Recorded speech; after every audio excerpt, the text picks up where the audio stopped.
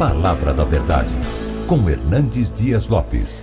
Eu quero compartilhar com vocês hoje o texto de Filipenses, capítulo 4. Abra sua Bíblia comigo. Filipenses, capítulo 4. E Marquinhos, pode pregar todas as mensagens que você quiser, só dá uma melhorada e pregue, tá bom? Filipenses 4, versículo 4. Eu estou com a versão revista e atualizada. E nessa versão está escrito: alegrai-vos sempre no Senhor. Outra vez digo, alegrai-vos. Toda a igreja comigo, por gentileza. Alegrai-vos sempre no Senhor.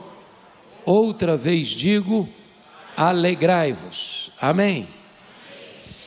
Bom, eu gostaria de começar pedindo licença a vocês para lhes fazer uma pergunta. Na verdade, uma pergunta pessoal. E eu sei que vocês não gostam de perguntas pessoais.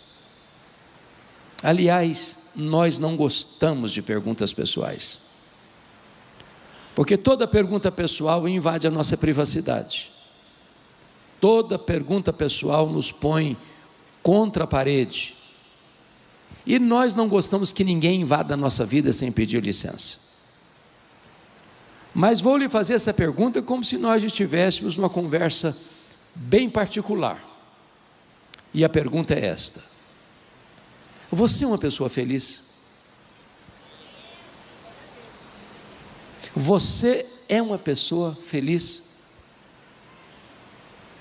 Bom, não precisa ter muita pressa para responder esta pergunta, porque ela não é tão simples e não é tão óbvia como parece. Eu explico.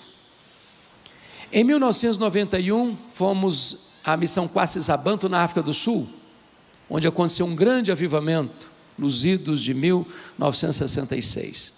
E uma pessoa que nos acompanhava perguntou à esposa de um dos missionários daquela missão: você é submissa ao seu marido?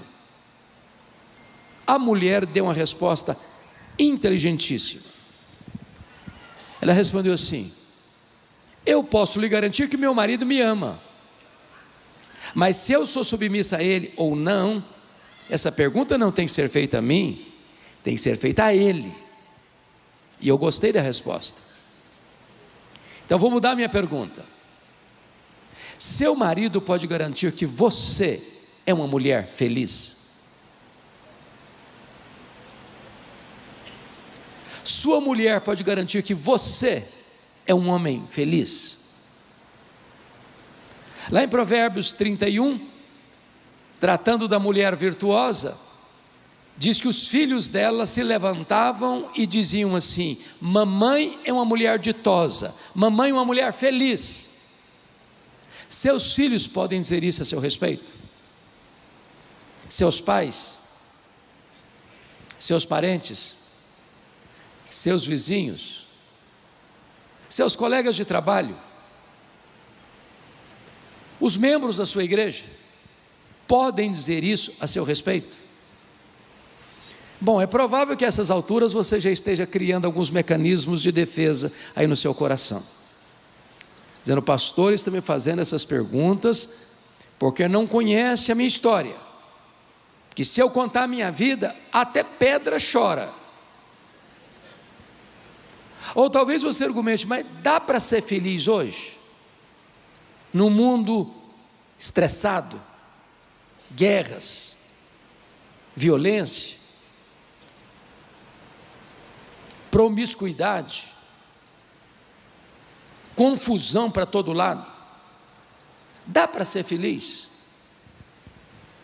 E quando penso nisso, vem à minha mente que o apóstolo Paulo escreveu essas palavras não hospedado num hotel 5 estrelas em Roma, mas escreveu essas palavras preso, algemado, acusado injustamente pelos seus irmãos, os judeus. E apesar dessa circunstância tão carrancuda, ele diz: alegrai-vos sempre no Senhor. Outra vez digo, alegrai-vos. E ele nos ensina aqui 3 coisas. Primeiro, a alegria do cristão não é uma opção, é um mandamento. A alegria aqui não é substantivo, é verbo, e verbo no imperativo. Você e eu não temos o direito de sermos uma pessoa triste, porque ser uma pessoa triste é um pecado de desobediência a uma ordem expressa de Deus. Isso porque o evangelho que nos alcançou é boa nova de grande alegria.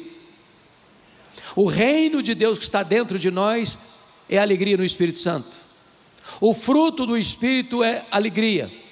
A ordem de Deus é alegrai-vos, e a alegria do Senhor é a nossa força. Agora, me permita outra pergunta: você tem problema na sua vida? Ou só eu que tenho na minha? De vez em quando alguém fica doente na sua família também? Ou só lá em casa que fica? De vez em quando a grana fica curta na sua casa também? Ou só na minha que fica?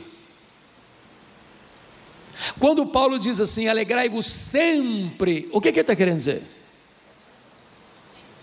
Ele está querendo dizer que a alegria do cristão não depende de circunstância, é ultra circunstancial.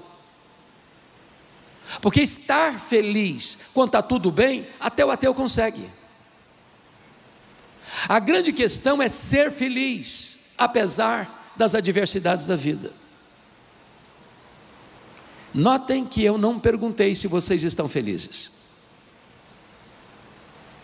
Eu perguntei se vocês são felizes. Porque estar é uma situação momentânea, ser é aquilo que é permanente, e eu ilustro. Vocês já devem ter ouvido, com certeza, a história do Dr. Spafford, um famoso médico de Chicago do século XIX, convertido a Cristo pelo ministério de Dwight Lyman Moody. Vocês se lembram que quando Moody fazia uma cruzada em Chicago, no estado de Illinois, houve um grande incêndio, muita gente morreu, e esse rico advogado perdeu boa parte da sua fortuna naquele incêndio. Ele tinha 5 filhos, 1 menino e 4 meninas. Depois desse incêndio, o filho morre, abalando ainda mais as estruturas emocionais da família. Dr. Spafford resolve então, sabendo que Moody estava realizando uma cruzada evangelística na Inglaterra, viajar com a família para a Inglaterra, para estar com o evangelista de fama mundial. Na véspera da viagem, ele não consegue sair de Chicago, envia a esposa e as 4 filhas de Chicago para Nova York, onde pegariam um navio, com a promessa de ir na semana seguinte. Aquele navio naufragou em alto mar. 292 pessoas morreram, 86 sobreviveram. A esposa lhe manda um telegrama: salva, porém só. As 4 filhas morreram naquele naufrágio. Ele vai ao encontro da esposa e pede ao comandante do navio para mostrar para ele o local do acidente. O Deus que inspira canções nas noites escuras, enquanto ele olhava o cenário da morte das filhas, Deus pôs no coração dele uma canção, e ele a escreveu, e só escreveu esta canção em toda a sua vida. E esta canção é mundialmente conhecida, cantamos essa canção ainda hoje: se paz a mais doce me deres gozar, se dor a mais forte sofrer, ó seja onde for, tu me fazes saber que feliz com Jesus sempre sou, sou feliz com Jesus meu Senhor. No original, o refrão diz: It's well with my soul, it's well with my soul, está tudo bem com a minha alma, está tudo bem com a minha alma. Um pai que vê suas 4 filhas morrendo, não está feliz. Mas se ele tem Jesus, ele é feliz. É por isso que Paulo diz: alegrai-vos sempre no Senhor. A nossa alegria não é uma emoção, a nossa alegria não é um sentimento. A nossa alegria não é apenas presença de coisas boas e nem apenas ausência de coisas ruins. A nossa alegria tem nome, a nossa alegria tem endereço, a nossa alegria é Jesus. Se você tem Jesus, você é uma pessoa feliz. Se você não tem Jesus, você não é uma pessoa feliz. A alegria é imperativa, é ultra circunstancial e ela é cristocêntrica.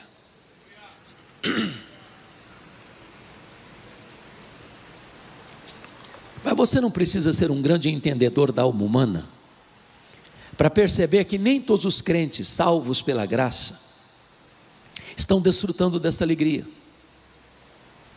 Basta você olhar no semblante de alguns crentes, basta você conversar com eles por um pouco e você vai descobrir que há muito crente hoje, salvo, que tem uma aura de tristeza no rosto. A grande pergunta é: quem está roubando a alegria dos crentes?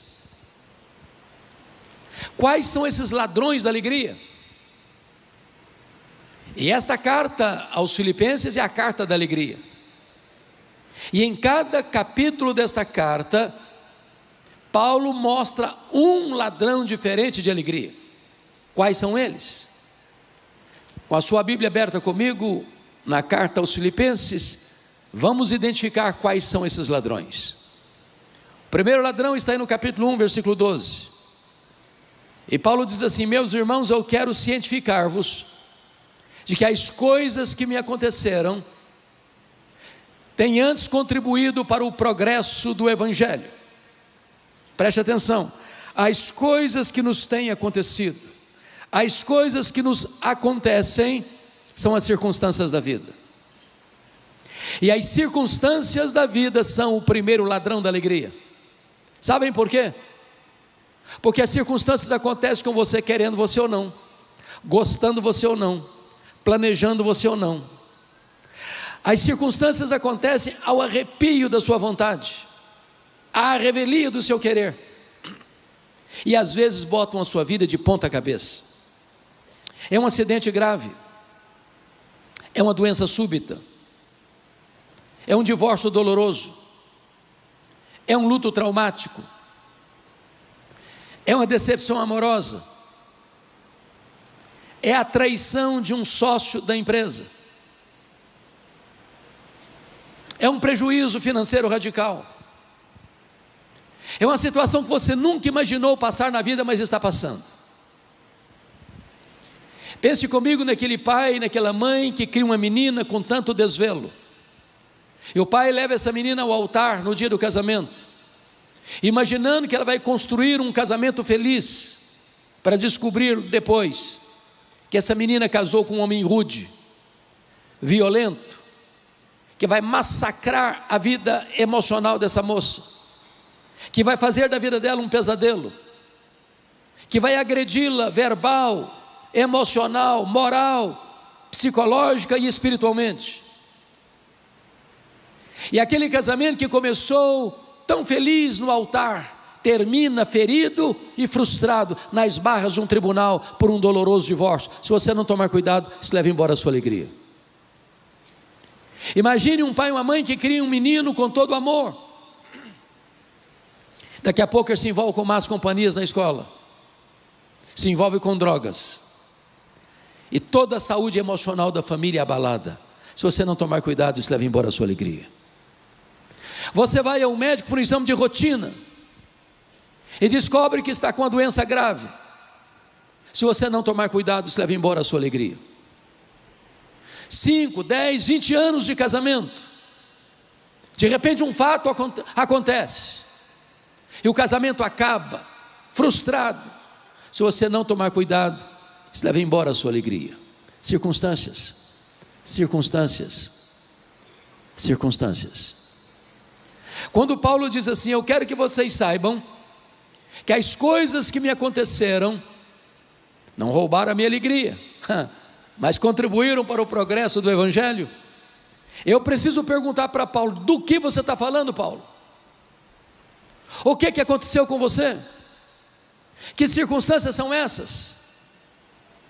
E ele poderia resumir para nós assim: eu fui perseguido em Damasco, eu fui rejeitado em Jerusalém, eu fui esquecido em Tarso, eu fui apedrejado em Listra, eu fui açoitado em Filipos, eu fui escorraçado em Tessalônica, eu fui enxotado de Bereia, eu fui chamado de tagarela em Atenas, eu fui chamado de impostor em Corinto, eu enfrentei feras em Éfeso, eu fui preso em Jerusalém, eu fui acusado em Cesareia, eu enfrentei um naufrágio para Roma, eu fui picado por uma cobra em Malta, eu cheguei em Roma preso e algemado. Mas eu quero que vocês saibam que as coisas que me aconteceram têm antes contribuído para o progresso do Evangelho. Este homem não crê em acaso, este homem não crê em sorte, este homem não crê em azar, este homem não crê em determinismo cego, este homem não crê em misticismo, este homem não crê em olho gordo, este homem não crê em macumba para crente, este homem crê que a mão de Deus dirige o seu destino. Porque ele estava preso em Roma.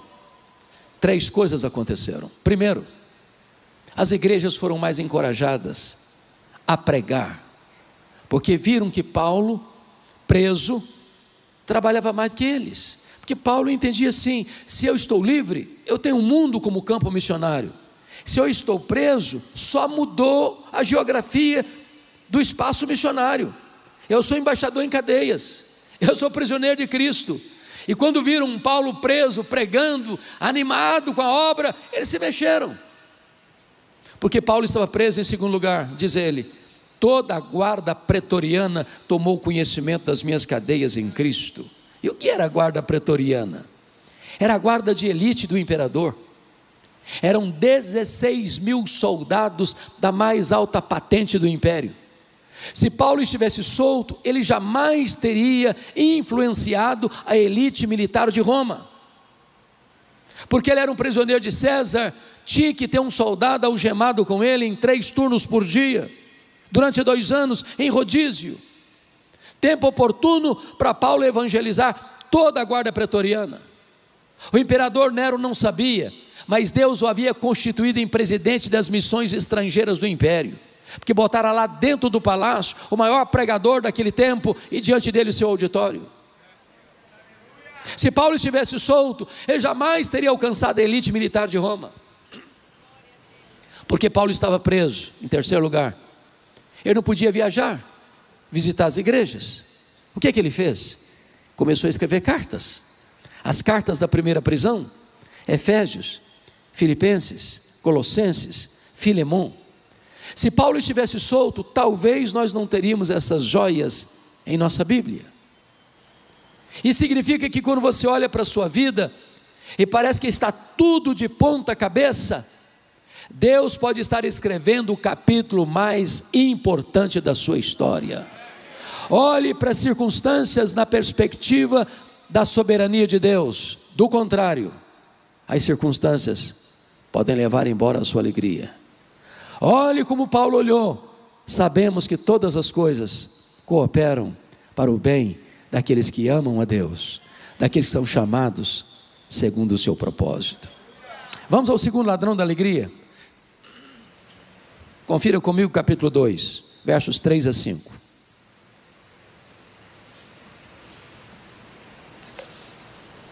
Paulo diz assim: nada façais por partidarismo ou vanglória, mas por humildade, considerando cada um outro superior a si mesmo. Não tem visto o que é propriamente seu, senão também cada qual o que é dos outros. Tende em vós o mesmo sentimento que houve também em Cristo Jesus. O segundo ladrão da alegria são as pessoas. E eu preciso reconhecer que nós sofremos mais por causa de gente do que por causa de coisas. As pessoas nos fazem sofrer mais do que as circunstâncias. Sabem por quê? Porque as pessoas nos decepcionam. e nós decepcionamos as pessoas. Nós não viemos de uma família perfeita, nós não somos uma pessoa perfeita, nós não nos casamos com uma pessoa perfeita, nós não temos filhos perfeitos, nós não frequentamos uma igreja perfeita. Num dado momento ou noutro da vida, vamos ter motivos de queixas uns contra os outros. Daí é impossível ter vida saudável, ter casamento saudável, ter família saudável, ter igreja saudável, sem o exercício do perdão. O perdão não é uma mera possibilidade, é uma necessidade vital. Sem perdão não tem saúde emocional, sem perdão não tem saúde espiritual, sem perdão não tem saúde física. Jesus chegou a dizer que se você não perdoar, você não pode orar. Aliás, Pedro disse que se você não tratar bem a sua mulher, suas orações são interrompidas. Se você não perdoar, você não pode trazer sua oferta ao altar. Se você não perdoar, você não pode ser perdoado. Se você não perdoar, você é entregue aos verdugos da consciência, você não tem paz. Agora, perdoar é uma questão de bom senso, porque se você guardar mágoa de alguém, isso é autofagia. Se é a mesma coisa de você beber um copo de veneno pensando que o outro é quem vai morrer. Quando você guarda mágoa de alguém, esse alguém vai botar um cabresto em você, vai escravizar você. Você vai conviver com essa pessoa 24 horas por dia. Você vai chegar em casa cansado para tirar uma soneca e a pessoa deita do seu lado e vira o seu pesadelo. Você vai chegar em casa com fome, se assentar à mesa e a pessoa se assenta à mesa com você e tira o seu apetite. Você vai sair de férias com a família e a pessoa pega carona com você e estraga suas férias. A única maneira de você ser livre é espremer o pus da ferida e perdoar. Agora, perdoar não é fácil, mas é necessário. Ninguém perdoa porque foi bem formado, porque tem um temperamento ameno, ou até mesmo porque é membro da primeira Igreja Batista Lagoinha de Jundiaí. Perdão é uma obra da graça de Deus no nosso coração. Eu já passei, pastor Marcos, por muitas lutas e dores na vida, mas a dor mais aguda que eu já senti até hoje aconteceu no dia 2 de agosto de 1982, ano que eu começava o meu ministério em Bragança Paulista.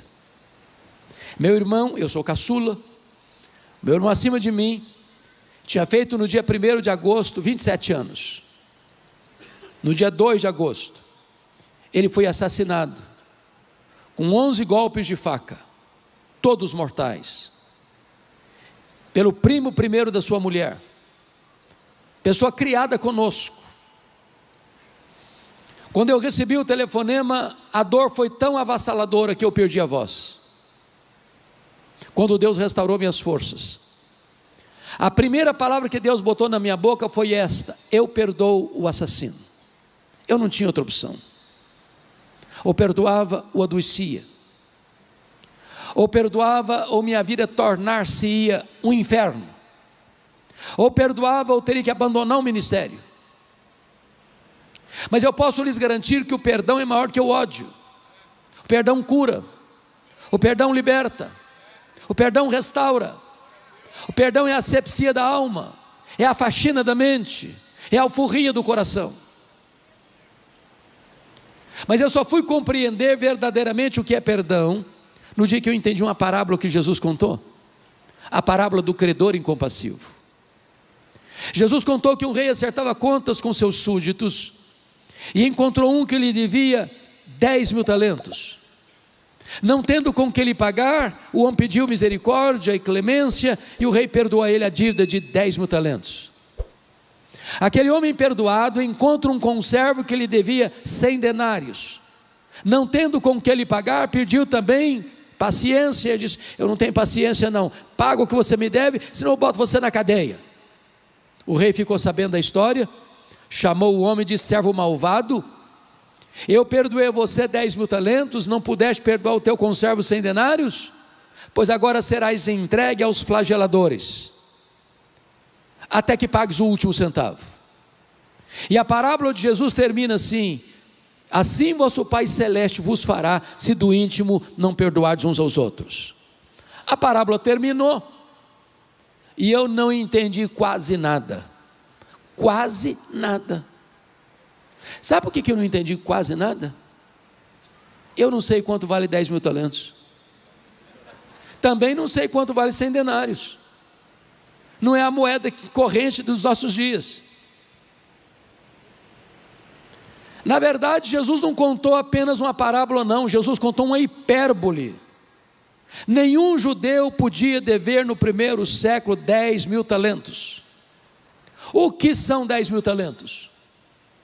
Um talento são 35 quilos de ouro.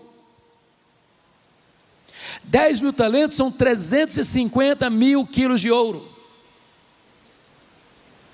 Para vocês terem uma ideia, todos os impostos da Galileia, Judeia, Pérea, Samaria, durante um ano, eram 800 talentos.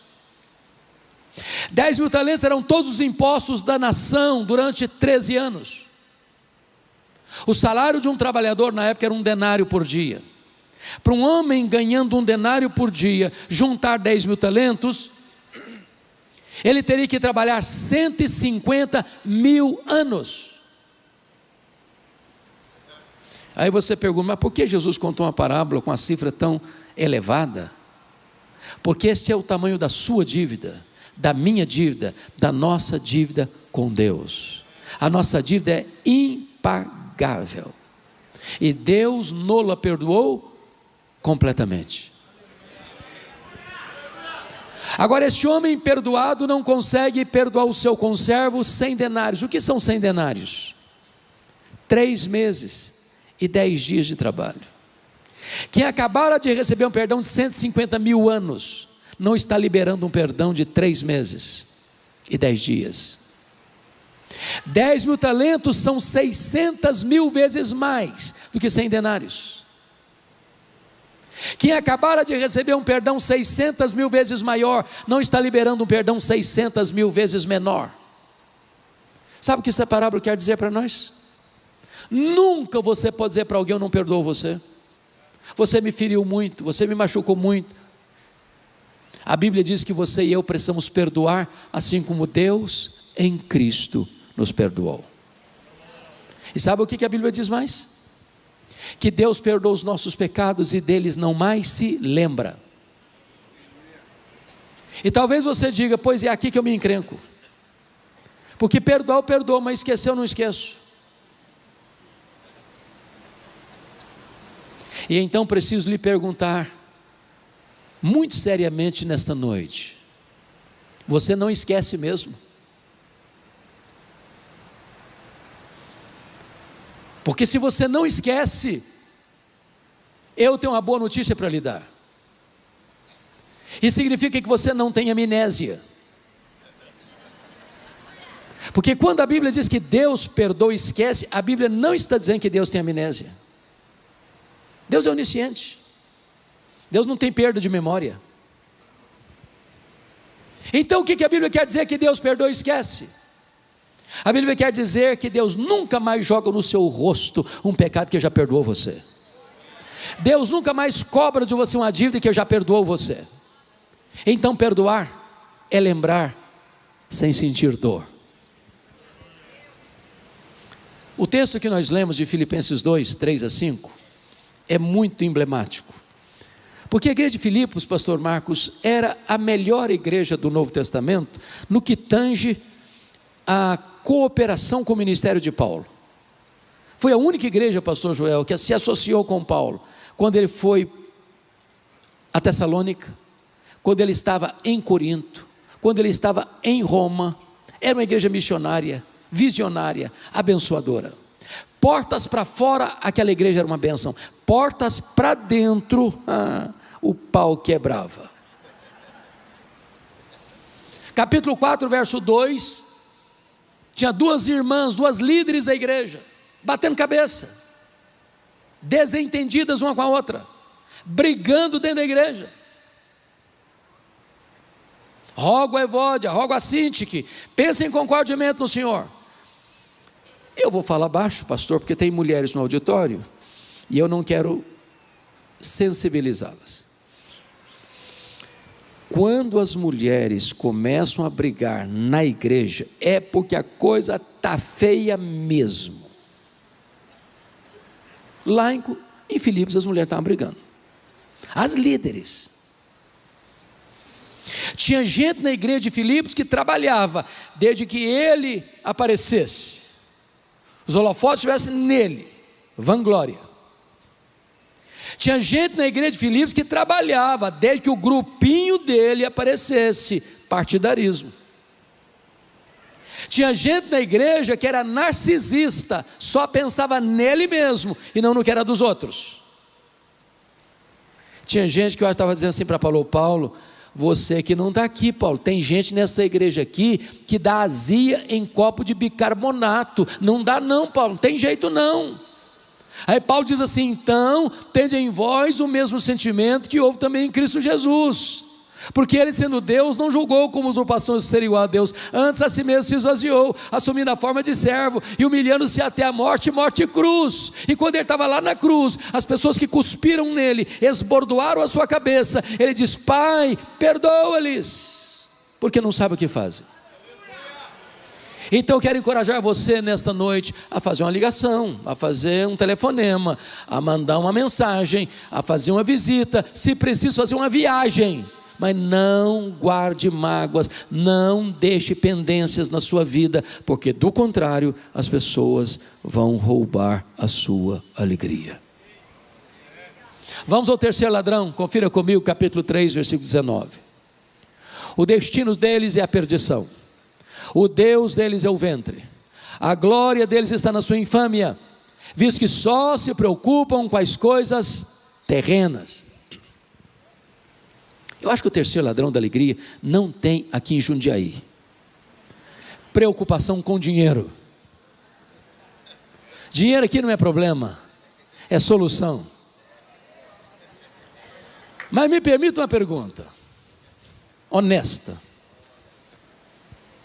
alguma vez você já discutiu com a sua mulher por causa de dinheiro?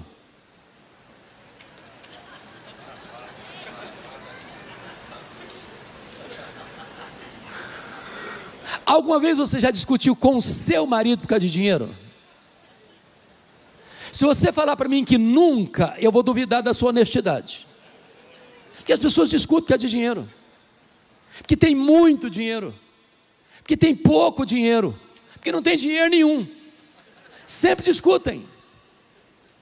O dinheiro é o maior pomo de discussão da família contemporânea. O dinheiro é mais do que uma moeda, o dinheiro é um ídolo, o dinheiro é mamon, é uma entidade espiritual. A única entidade que Jesus chamou de Senhor não foi César, não foi o diabo, foi dinheiro. Ninguém pode servir a dois senhores, a Deus e as riquezas. O grande problema é que algumas pessoas só se preocupam com as coisas terrenas. Levantam de madrugada, vão dormir tarde, comem penosamente o pão que granjeiam, não tem tempo para Deus, não tem tempo para o cônjuge, nem tem tempo para os filhos, não tem tempo para a família, não tem tempo para a igreja, porque só se preocupam com as coisas terrenas. Por causa do amor do dinheiro, tem gente que mente, tem gente que mata, tem gente que morre, tem gente que corrompe, tem gente que é corrompida, tem gente que vende a alma para o diabo para ficar rico, porque só se preocupam com as coisas terrenas. O Dr. Toncini, no seu livro O Lado Oculto da Globalização, diz que nós vivemos hoje no que nós chamamos de aldeia global, de uma economia global, e ele tem razão. Nenhum país, por mais rico que seja, é totalmente autossuficiente em todas as áreas. Por exemplo, dá um abalo lá na Bolsa de Valores de Singapura ou Nova York, você sente o tremor agora no seu bolso. Economia global. Talvez um exemplo clássico disso foi a crise imobiliária dos Estados Unidos no ano 2008, vocês acompanharam. Os bancos emprestaram mais dinheiro do que podiam, a bolha estourou, a economia entrou em colapso e o mundo inteiro sofreu os esbarros. Eu sou capixaba. O estado do Espírito Santo, vocês sabem, é hoje talvez o maior produtor de rochas ornamentais do mundo, de granito. Muitos donos de pedreira no meu estado quebraram em 2008, por causa da crise imobiliária dos Estados Unidos. Nessa economia globalizada, mais de 50% das riquezas do planeta estão nas mãos de pouco mais de 100 empresas particulares. Há empresas mais ricas do que nações. A Toyota é mais rica do que a África do Sul. A GM é mais rica do que a Noruega. O Walmart é mais rico do que dezenas de países. O grande problema da economia globalizada é que as pessoas querem mais do seu tempo e mais do seu dinheiro. E nós tivemos que entrar de cabeça nessa realidade do consumismo. Por exemplo, na década de 50, nós consumíamos 50 vezes menos que consumimos hoje, na década de 50. Não éramos menos felizes por isso. Na década de 70, 70% das famílias dependiam de 2 rendas para manter toda a família. Hoje, mais de 70% das famílias dependem de 2 rendas para manter o mesmo padrão. Ou seja, o luxo do ontem tornou-se necessidade do hoje. Eu já vi, vocês também, uma criança que não sabe falar papai e mamãe ainda, ganhar um telefone celular de alto nível. Eu não sirvo de padrão, não sirvo mesmo. Que eu fui criado na roça, pé no chão, pé descalço. Que me lembre, eu só tive um brinquedo comprado em loja, um carrinho de plástico, notinha de rodapé. Meu pai não me precisou levar para qualquer problema de terapia, por crise existencial ou emocional por isso. Eu sobrevivi. Hoje, uma criança nasce, ela já tem mais brinquedo que ela consegue brincar a vida inteira. Hoje você dá um brinquedo para uma criança, ela brinca longas 2 horas, encosta no canto, é sucata e quer outro. E se você não der, ela entra em crise emocional, tem que levar para o psicólogo. Eu tenho um amigo que tem 3 mulheres.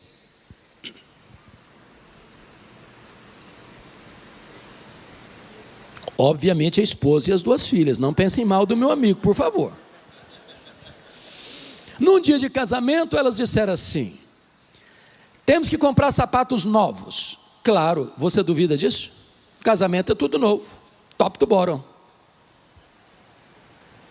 Mas antes de ir para a loja, ele disse assim para elas: vamos dar uma olhadinha no que nós já temos? Abriu o closet, contou 151 pares de sapatos. Precisava mais. Chamamos isso de consumismo. Então vou lhe dar uma definição de consumismo. Consumismo é quando você compra o que você não precisa, às vezes com dinheiro que você não tem, para impressionar pessoas que você não conhece.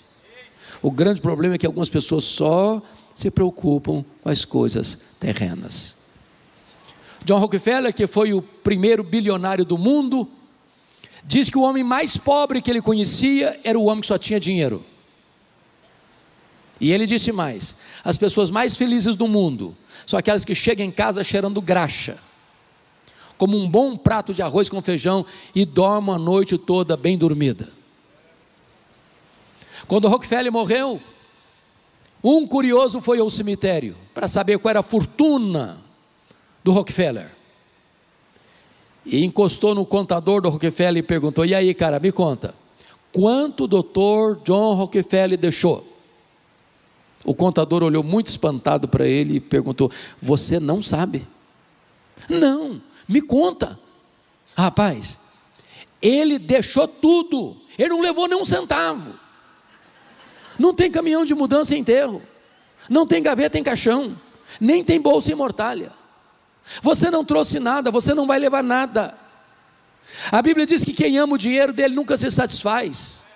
Quem ama o dinheiro atormenta a si mesmo com muitos flagelos, desvia-se da fé. Agora, o contentamento, com gratidão a Deus no coração, ainda que com pouco, traz grande alegria. A piedade com contentamento é grande fonte de lucro. Não ponha seu coração no dinheiro. O dinheiro é uma bênção, mas o amor do dinheiro é uma tragédia. Então ajunte tesouros lá em cima, onde nem a traça, nem a ferrugem, nem os ladrões podem tomar de você. Se você pôr o seu coração no dinheiro, você nunca vai ser feliz. Sabe por quê? Felicidade tem nome. Felicidade é Jesus. É só Jesus, é só Jesus, é só Jesus que pode fazer você uma pessoa feliz.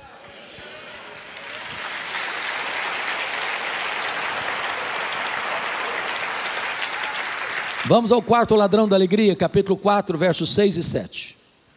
Paulo diz assim: não andeis ansiosos de coisa alguma, em tudo, porém, sejam conhecidas diante de Deus as vossas petições, pela oração e pela súplica, com ações de graças. E a paz de Deus, que excede todo entendimento, guardará o vosso coração e a vossa mente em Cristo Jesus. O quarto ladrão da alegria é a ansiedade. E eu preciso fazer uma pergunta bem pessoal. Você conhece alguma pessoa ansiosa? Conhece? Já viu alguma pessoa ansiosa hoje? Já viu? Tem certeza? Você se olhou no espelho antes de vir para cá? Você é daquele tipo de gente que fica roendo as unhas? Vai fazer uma prova, a mão fica suada, dá um branco na cabeça, um apagão na memória. Dr. Rollo May diz que a ansiedade é o mal da nossa geração. Atinge pessoas de todas as faixas etárias, de todos os estratos sociais, de todos os credos religiosos. Pasmem vocês, até as crianças estão ansiosas hoje. Hollywood fez uma pesquisa sobre isso e constatou que as crianças estão ansiosas porque elas gostam de filmes, de brinquedos e de jogos de ação. Se você um dia tiver coragem de assistir toda a programação infantil da televisão brasileira, eu lhe garanto que você não dorme de noite com a luz apagada. Eu gosto de brincar com as crianças. Um dia eu chego na igreja, tinha uma criança brincando, uma menina, e eu cheguei bem perto e disse: filha, que vidona, hein? Ela voltou-se brava para mim e disse: o senhor é que pensa. A coitadinha estava estressada. Ansiedade. A palavra ansiedade na língua grega significa estrangulamento, apertar o pescoço, tirar o oxigênio. E Jesus foi categórico em afirmar que a ansiedade é inútil. Isso porque, por mais ansioso que você esteja, você não pode acrescentar um côvado, 46 centímetros, no curso da sua vida. Até porque 70% dos assuntos que nos deixam ansiosos nunca vão acontecer. A gente sofre desnecessariamente.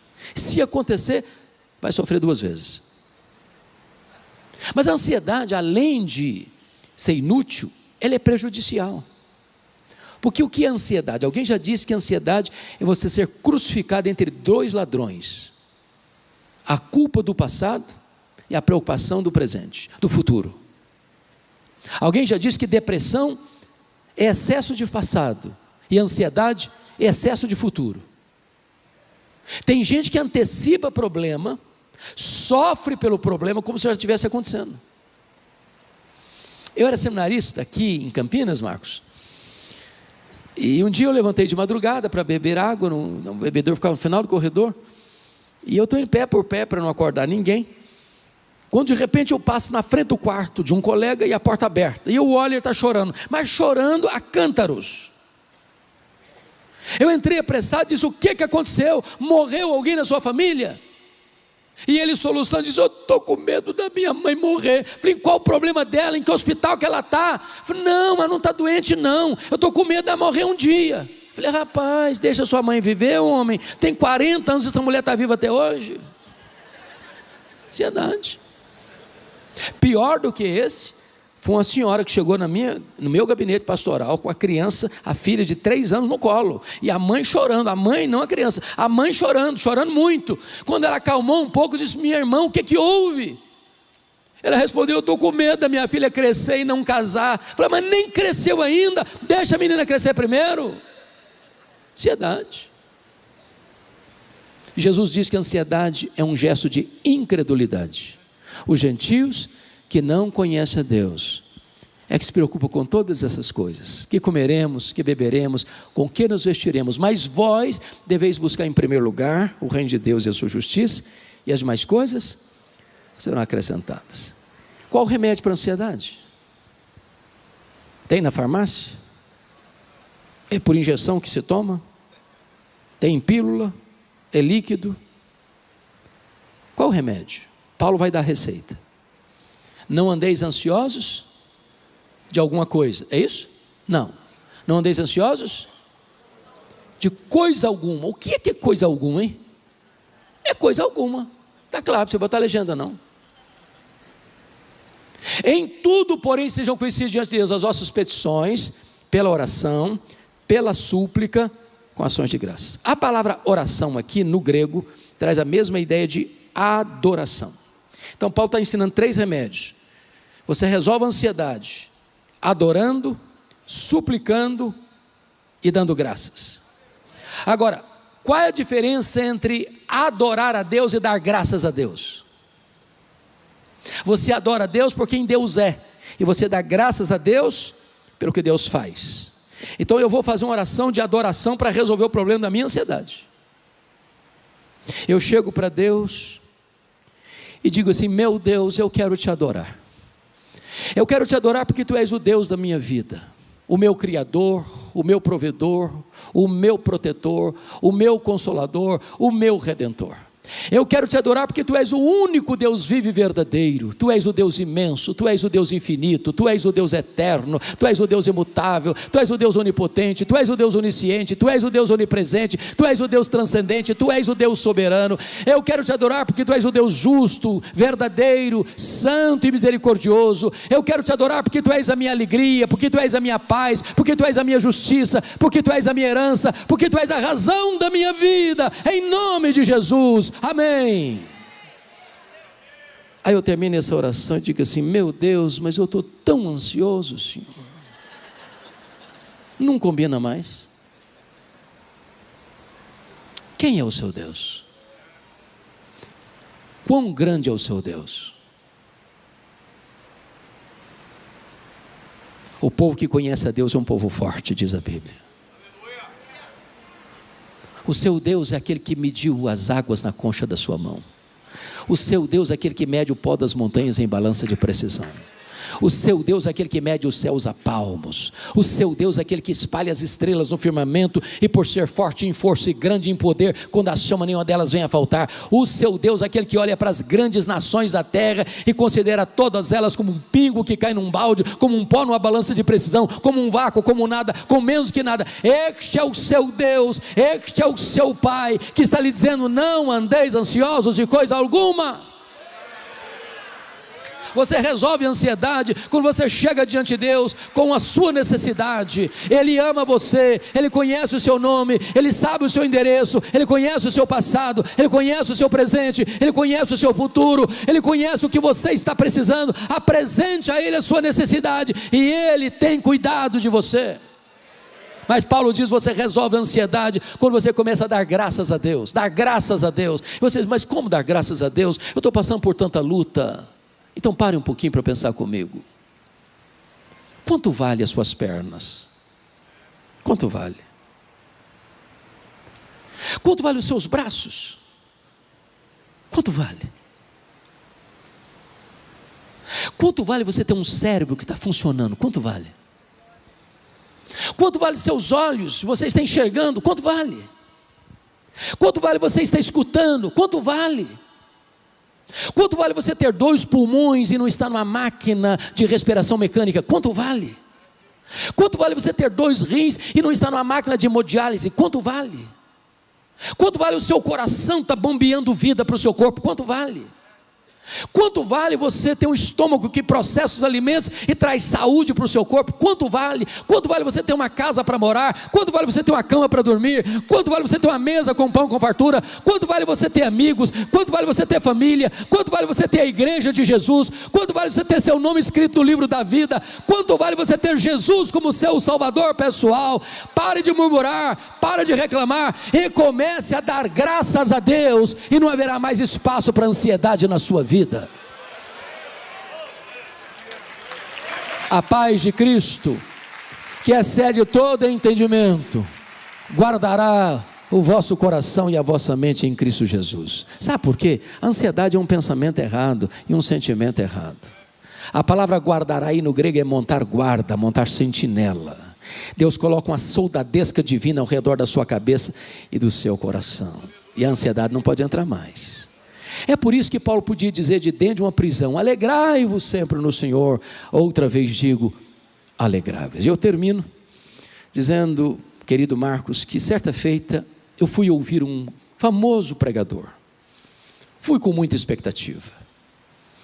E aquele pregador disse o seguinte: o projeto de Deus na sua vida não é fazer você feliz, é fazer você santo.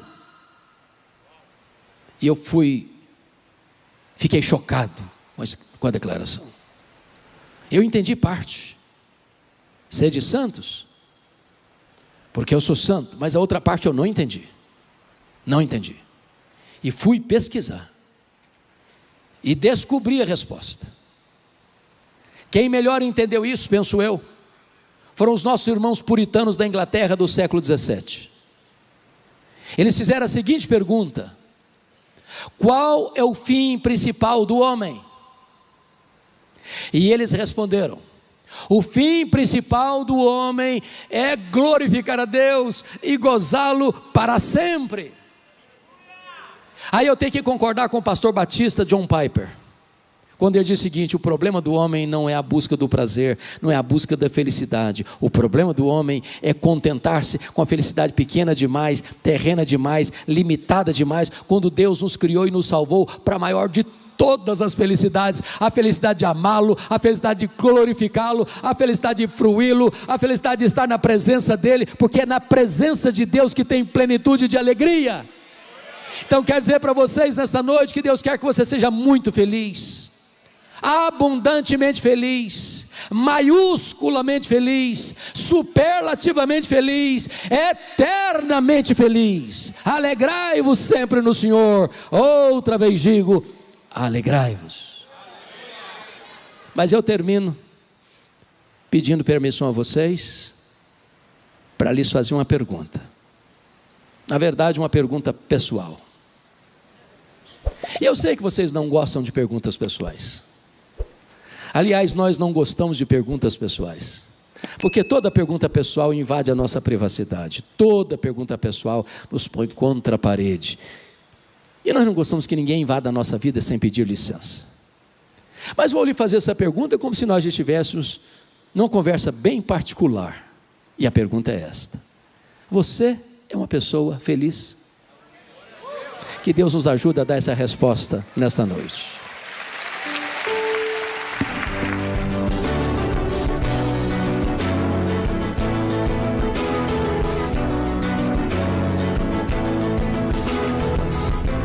Palavra da Verdade, com Hernandes Dias Lopes.